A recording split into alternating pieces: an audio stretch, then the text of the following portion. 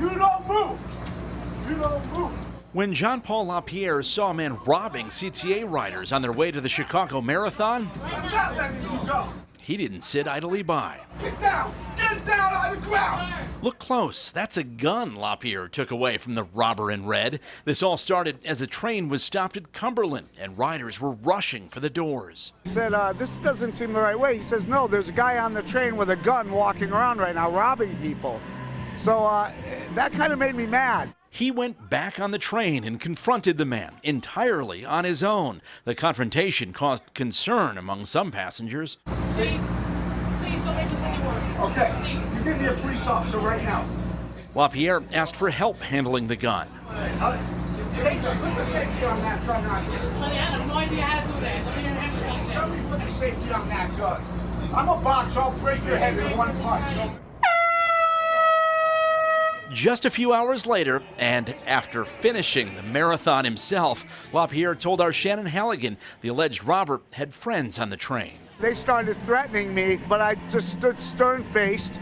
And the guy kept saying to me, it's just the gun, let me go, let me go. And I kept telling him, you're not going anywhere. No, I don't give a A marathon runner who was threatened moments earlier and provided this video to WGN says she's thankful LaPierre was there. He didn't hesitate to step in at all. It was incredible to see because everyone else just sat there frozen. I leave 7 times in 3 seconds.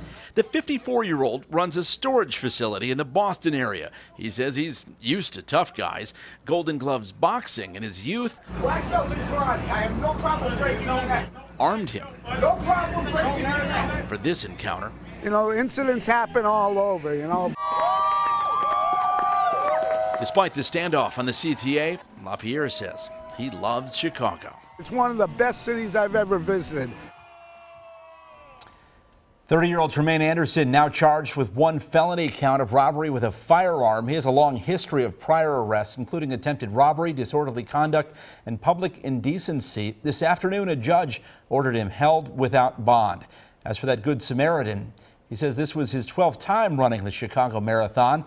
And despite wrestling with a robber on his way to the starting line, he says he's looking forward to running again.